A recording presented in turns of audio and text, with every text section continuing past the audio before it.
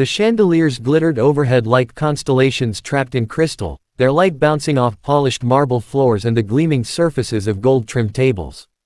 The annual Hartwell Foundation Gala was the most talked-about charity event in the city, an evening where politicians, celebrities, and the wealthiest business figures mingled over champagne and whispered deals.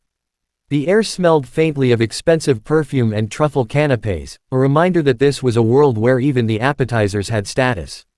Victor Kane, the host and center of attention, stood near the grand staircase, his tailored midnight blue suit fitting as if it had been stitched onto him. A billionaire known for his ruthless business strategies and eccentric behavior, Victor was the kind of man people admired publicly but privately called unpredictable. His sharp smile hinted at both charm and danger, like a man who enjoyed pulling the strings in any room he entered. The gala had been proceeding as expected, auctioned art, polite applause, the usual speeches, until Victor suddenly tapped his glass with a silver spoon. The chatter faded, replaced by the soft clinking of cutlery as all eyes turned toward him. "Ladies and gentlemen," he began, his voice carrying effortlessly over the crowd, "I think we can all agree that tonight has been far too predictable. And I do hate predictable." A ripple of polite laughter spread through the room. He reached into the inside pocket of his jacket and pulled out a thick envelope, crisp and unmistakably stuffed. Holding it high, he let the audience get a good look. "Inside this envelope is a certified bank draft for $3 million, he declared. The room went still for a heartbeat, then erupted into murmurs. Victor's smile widened. "I will give it, all of it, to the first person in this room who can solve a little puzzle I've been keeping for, about 20 years now." He gestured toward a staff member, who stepped forward carrying a small metal box the size of a shoebox. It gleamed under the chandelier light, the surface covered in intricate carvings that seemed to twist and writhe if you stared too long. The box was locked, not with a traditional keyhole, but with an odd series of rotating discs embedded into the lid. "You must open this box," Victor said. "Without breaking it, of course. Inside is something significant. And I assure you, the puzzle is far more complex than it appears. You have 24 hours. Fail, and the money stays mine." He laughed then, not the polite laugh of a host, but the genuine, slightly wicked laugh of a man who didn't believe anyone could possibly beat him. "Consider it a little game. Entertainment for the evening. Or perhaps, an opportunity for the truly exceptional among you." The crowd leaned forward, their curiosity ignited. Some were clearly skeptical, assuming it was nothing more than a publicity stunt. Others exchanged eager glances, already calculating what they could do with $3 million. And then, from near the back of the room, a voice spoke up. It belonged to Daniel Harper, a man most of the guests didn't know. A modestly dressed schoolteacher in a charcoal blazer that had seen better days, Daniel had come as the guest of a friend who was on the foundation's board. He wasn't a gambler, nor did he run in the kind of circles where $3 million was something you heard outside of news headlines. But something about the box caught his attention, something in the carvings, the arrangement of the discs. "I'll try," Daniel said simply. The crowd turned to look at him, some with amusement, others with thinly veiled condescension. Victor's eyebrows arched in intrigue. "A volunteer already? Excellent," he said, motioning for Daniel to come forward. "Let's see what you can do, schoolteacher. But I warn you, this puzzle has humbled better men than you." Daniel stepped into the circle of light beneath the chandelier, the room suddenly feeling smaller, warmer, more watchful. The game had begun. The staff member set the metal box down on a black velvet-covered pedestal in the center of the ballroom. The carvings on its surface seemed even more intricate up close, as though each groove had been etched by hand with painstaking precision. The patterns intertwined in looping shapes and sharp angles, forming something that felt part artwork, part code. The discs embedded into the lid were equally strange, 5 of them, each made of a different metal: brass, copper, silver, steel, and a darker alloy that almost absorbed the light. They could rotate independently, but there were no numbers or letters to guide their arrangement. Victor stepped forward, his hands clasped behind his back like a ringmaster introducing his star act. "The rules are simple. This box can be opened without force, but only by aligning the discs in the correct sequence. The sequence, however, is not random, it's encoded in the clues I will provide you." From his pocket, he drew out a folded sheet of yellowed parchment. When he unfurled it, the audience saw that it was covered in neat, slanted handwriting, lines of what looked like poetry, though some words were oddly capitalized, and others appeared in different languages. Tiny ink sketches filled the margins, a compass rose, a coiled snake, a mountain peak. This, Victor continued, is your map, your riddle, and your key. Everything you need is here. No internet searches, no outside help. You solve this using your mind, nothing else. And remember, his grin sharpened, you have until tomorrow at midnight. Daniel stepped forward, feeling the weight of dozens of eyes on him. He took the parchment from Victor, noting the texture of the paper, thicker than normal, with an almost cloth-like feel. The writing was precise, but certain letters were faintly smudged, as if someone had written over older text. It wasn't just a puzzle, it was a layered message. As Daniel read the first stanza aloud, the room quieted. Greater than, where sun meets shadow at the mountain's knee. Turn thrice to the path that faces the sea. The serpent will guide where the compass denies. And silver will open where copper lies. Some guests leaned in, intrigued. Others shook their heads, already dismissing the challenge as a rich man's eccentric indulgence. But Daniel's mind was already working. He recognized the rhythm of the lines, it wasn't random. The capitalized words might be hints, or perhaps coordinates disguised in poetic form. He glanced back at the box. The carvings matched some of the shapes in the parchment's margins, the snake winding around the lid, the tiny mountain peak etched into one corner. It wasn't just decoration, it was part of the solution. Victor watched him with a look that blended amusement and curiosity. I see you're already thinking. Good. But be warned, this puzzle has been presented to cryptographers, mathematicians, even a chess grandmaster. None of them came close. Daniel smiled faintly, not in arrogance, but in quiet determination. Maybe they weren't looking in the right place, he said. Victor chuckled, enjoying the defiance. Perhaps. Or perhaps you'll find, as they did, that the box prefers to keep its secrets. As the crowd began to disperse back into smaller conversations, Daniel found a quiet corner near the library doors. He spread the parchment on a table, using a half-empty champagne glass to keep it flat. He began jotting notes in the margin of a notepad a waiter had handed him, symbols, translations, possible cipher keys. The sounds of the gala faded into the background. He was somewhere else now, inside the puzzle's world, following invisible threads between the symbols and the box. He didn't know it yet, but every clue he unraveled was pulling him closer to a truth Victor Kane never intended to reveal. The library was a world apart from the bright chaos of the ballroom. Heavy velvet curtains muted the city lights outside, and the air carried the scent of leather-bound books and polished wood. A fire crackled quietly in the marble hearth, casting flickers of gold across rows of encyclopedias and rare volumes.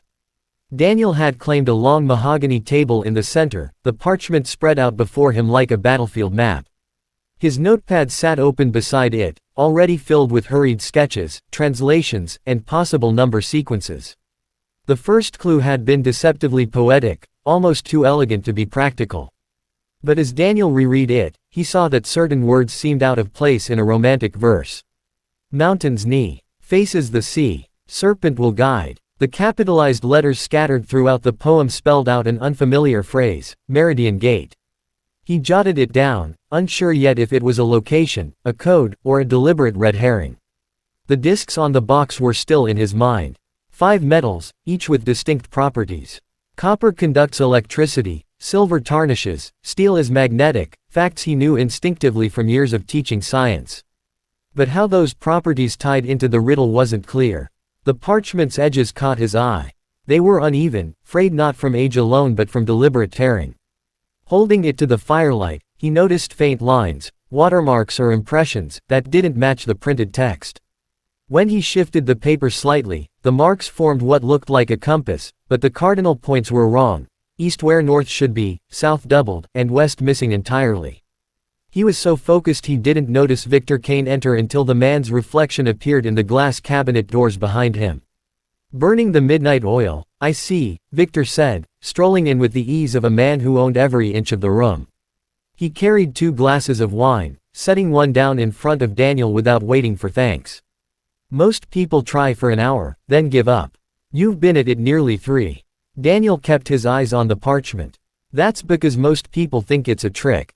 I don't. Victor's smile deepened, though his eyes were harder to read. And what do you think it is? I think it's hiding more than just a way to open that box, Daniel said quietly.